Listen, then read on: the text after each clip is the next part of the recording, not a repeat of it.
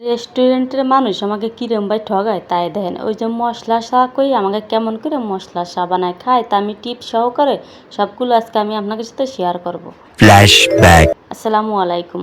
রেস্টুরেন্টের মানুষ যেমন করে আমাকে ঠগায় এই মশলা চা কথা কইয়ে কি চা দেয় এইটা তো দেখেন কেমন করে চাটা আর কি বানায়।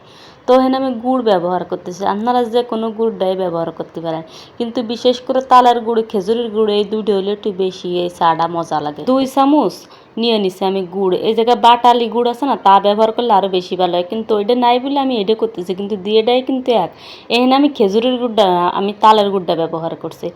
এখন একদম কিরামেলের মতো বানাই নেব, যত সময় না পুড়ে পুড়ে কিরামেলের মতো হবে অত সময় জ্বালাতে থাকবো। আমাকে কেমনে বুকা বানায় চা খাই আমরা কিছু তো ধরতেই না, কত ঠাগুনো দিয়ে দেবো চলে আসি মনের কি না কি জানি।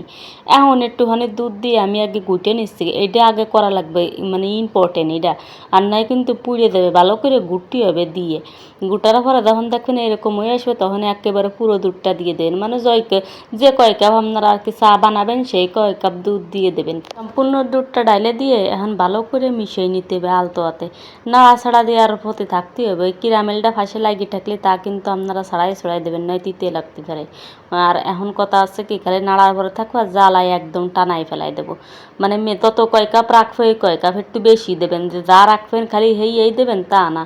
চা 2 কাপ বানাবেন 3 কাপ বানাবেন তার চেয়ে একটু আধা কাপ বেশি দিয়ে দেবেন। এখন গোটা মশলা ব্যবহার করতেছি, এলাচ দিয়েছি, দারচিনি আর তেজপাতা, এই দিয়ে আর একটু মেলা খানিক জ্বালাবো। সময় না মশলার যে গন্ধটা আছে না, মানে গিরানটা চার সাথে যত সময় না মেশে অত সময় ধরে আর কি জ্বালাইয়ে ওই ফ্লেভারটা বাইর করে ফেলাই দেবো।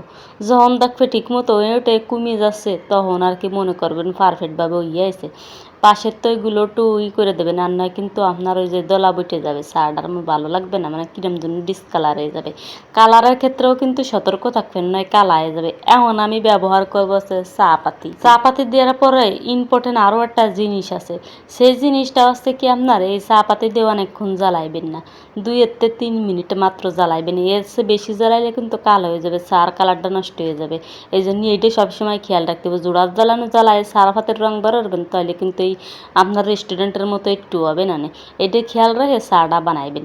তো হয়ে গেছে বুঝছেন, আমি আর জ্বালাবো না, কারণ ওই দেখেন আমার চার রংটা কত সুন্দর আছে না, এরকমই কালার থাকবে, আর জ্বালালে আমার ডিসকালার হয়ে যাবে। ঘড়ি ধরে মাত্র 3 মিনিট জ্বালাই নিছি, এর বেশি কিন্তু আমি জ্বালাই নেই। এখন আমার পারফেক্টভাবে চাটা কিন্তু হয়ে গেছে।